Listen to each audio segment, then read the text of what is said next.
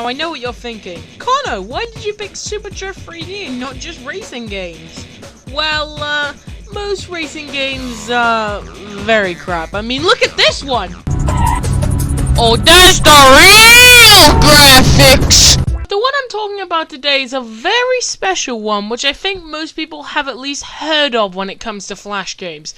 I mean, about 10,000 people listen to the menu soundtrack, so clearly I'm not the only one who experienced it. So, let's all tackle Super Drift 3. Oh my god, I'm moving the camera, you're ruining the nostalgia effect! What makes this one so good? Well, it's a little hard to explain, so I'll let the footage speak for itself. 3, 2, 1. Go!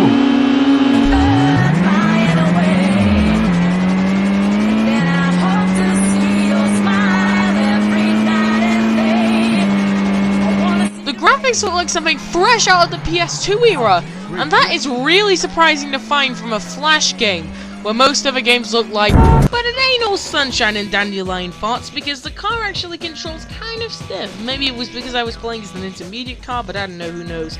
And the drifting is way, way too tight, causing to a lot of the times this happening.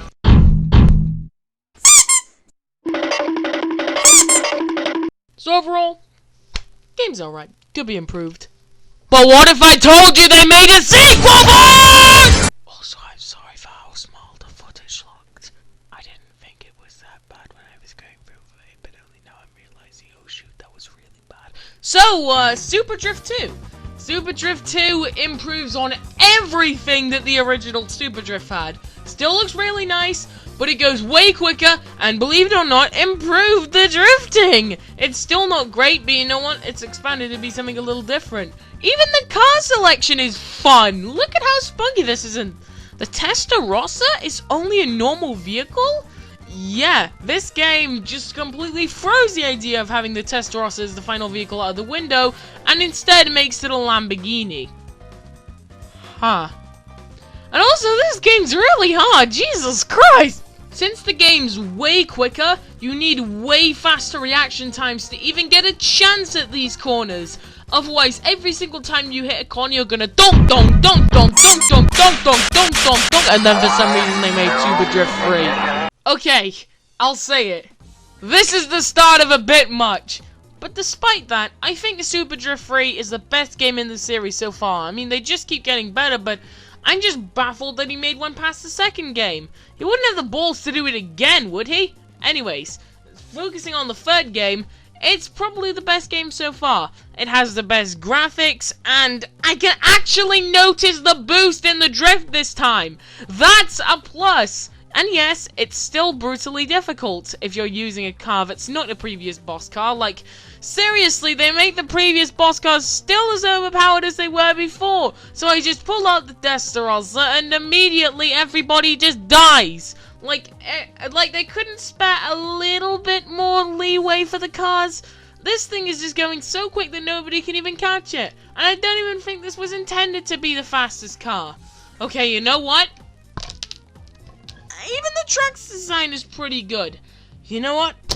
Thank God that was the last one. Oh, for God's sake! That genuinely took me by surprise that there are 4 games in the series. Like, when I was a kid, the latest one I knew was 2! So when I learned that there was a Super Drift 3, and a Super Drift 4, and maybe even a Super Drift 5, which I haven't heard of, this game just leaves me with more questions than answers. Why?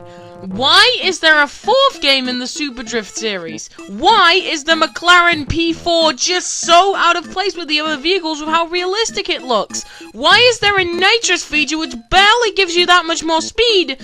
Why did it take up to 4 games to add something like that when it's something to do with an anime? It's just more and more questions to ask! This game is like Rob's existence in Mario Kart DS. Don't get me wrong, it's probably the best Super Drift game. It's still as fun as all the others. The Nitro makes it even cooler. But why? You think I'm done there? Oh no no no, because every single game in the series has a glitch which lets you unlock the boss car early. Every single one, 1 to 4.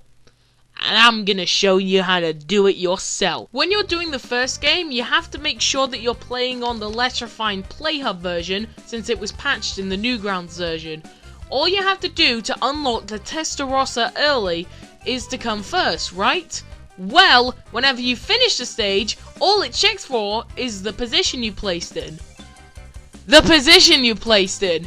And it doesn't check how many people are in the race. So you can go into the time trials, because you'll always come first every single time, and then boom, you got a free early Testarossa! Perfect! Now for the rest of the games, it's way more efficient, as you don't need any different versions. You just need to do a very, very easy glitch to perform. And this glitch works on every single game from 2 to 4. I don't get how Rumble Sushi didn't patch this earlier, but I don't know, who knows. So all you have to do is when you select a vehicle, during the spinning transition, you can still move to change what vehicle you're going to select. Only problem is, it doesn't stop if you're on a locked vehicle, letting you get whatever vehicle it is very early. For the second game, it's a Lamborghini Gallardo, or a Countach. I'm not very good with Lamborghinis. I'll edit in which one it is. And it's pretty fast. It's not the fastest, but you know what? It can still make the Testarossa look like... who? The third game is a Bugatti Veyron, and Jesus, roadkill, this thing is fast! I'm starting to think that these are reaching unhumanly possible speeds. I mean, Jesus Christ, the Bugatti can only reach 252 miles an hour in real life. What's this about it doing over 300? And the supercar in the fourth game is a Pagani Zonda, which has the same problem as the MP4, where it just doesn't fit in with the other vehicles. And how does the supercar keep getting faster with every single game? How are they even going to keep that up? At the current rate of technological growth, we predict by the fourth year of 2050, the cars will approximately be going this fast.